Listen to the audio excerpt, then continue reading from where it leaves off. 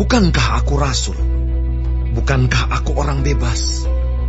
Bukankah aku telah melihat Yesus Tuhan kita? Bukankah kamu adalah buah pekerjaanku dalam Tuhan? Sekalipun bagi orang lain aku bukanlah rasul, tetapi bagi kamu aku adalah rasul. Sebab hidupmu dalam Tuhan adalah meterai dari kerasulanku. Inilah pembelaanku terhadap mereka yang mengkritik aku. Tidakkah kami mempunyai hak untuk makan dan minum?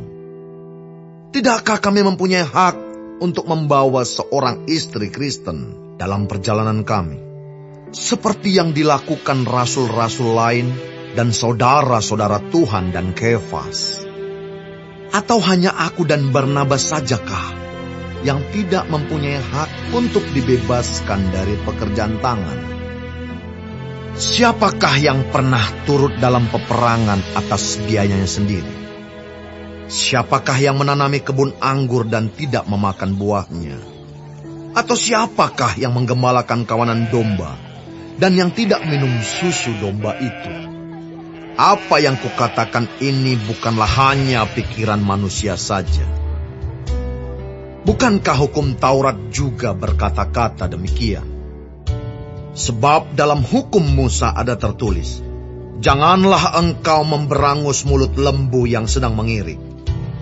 Lembukah yang Allah perhatikan? Atau kitakah yang ia maksudkan? Ya, untuk kitalah hal ini ditulis, yaitu pembajak harus membajak dalam pengharapan, dan pengirik harus mengirik dalam pengharapan untuk memperoleh bagiannya. Jadi, jika kami telah menaburkan benih rohani bagi kamu, berlebih-lebihankah kalau kami menuai hasil duniawi daripada kamu? Kalau orang lain mempunyai hak untuk mengharapkan hal itu daripada kamu, bukankah kami mempunyai hak yang lebih besar? Tetapi kami tidak mempergunakan hak itu. Sebaliknya, kami menanggung segala sesuatu, supaya jangan kami mengadakan rintangan bagi pemberitaan Injil Kristus. Tidak tahukah kamu bahwa mereka yang melayani dalam tempat kudus mendapat penghidupannya dari tempat kudus itu, dan bahwa mereka yang melayani mezbah mendapat bahagian mereka dari mezbah itu?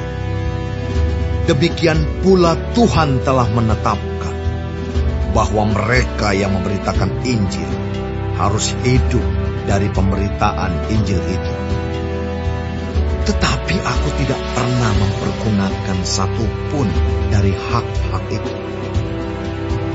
Aku tidak menulis semuanya ini, supaya aku pun diperlakukan juga demikian. Sebab aku lebih suka mati daripada...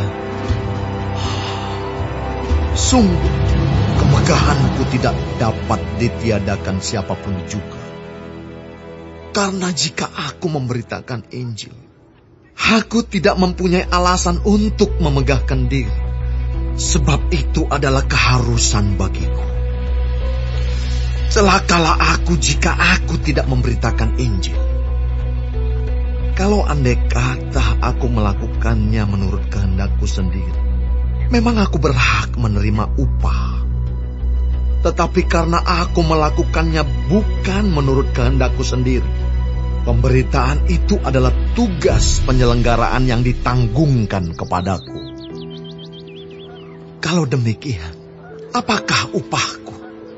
Upahku ialah ini, bahwa aku boleh memberitakan Injil tanpa upah, dan bahwa aku tidak mempergunakan hakku sebagai pemberita Injil. Sungguh pun aku bebas terhadap semua orang. Aku menjadikan diriku hamba dari semua orang, supaya aku boleh memenangkan sebanyak mungkin orang. Demikianlah bagi orang Yahudi. Aku menjadi seperti orang Yahudi, supaya aku memenangkan orang-orang Yahudi. Bagi orang-orang yang hidup di bawah hukum Taurat, aku menjadi seperti orang yang hidup di bawah hukum Taurat. Sekalipun aku sendiri tidak hidup di bawah hukum Taurat, supaya aku dapat memenangkan mereka yang hidup di bawah hukum Taurat.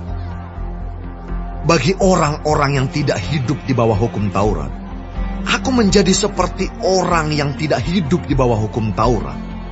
Sekalipun aku tidak hidup di luar hukum Allah, karena aku hidup di bawah hukum Kristus, supaya aku dapat memenangkan mereka yang tidak hidup di bawah hukum Taurat.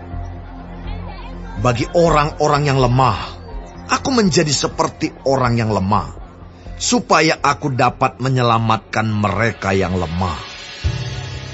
Bagi semua orang aku telah menjadi segala-galanya, supaya aku sedapat mungkin memenangkan beberapa orang dari antara mereka.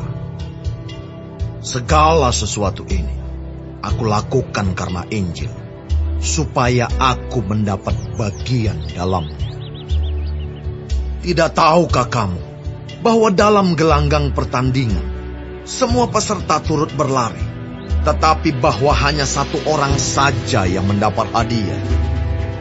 Karena itu, larilah begitu rupa, sehingga kamu memperolehnya. Tiap-tiap orang yang turut mengambil bagian dalam pertandingan menguasai dirinya dalam segala hal. Mereka berbuat demikian untuk memperoleh suatu mahkota yang fana, tetapi kita untuk memperoleh suatu mahkota yang abadi. Sebab itu, aku tidak berlari tanpa tujuan, dan aku bukan petinju yang sembarangan saja memukul.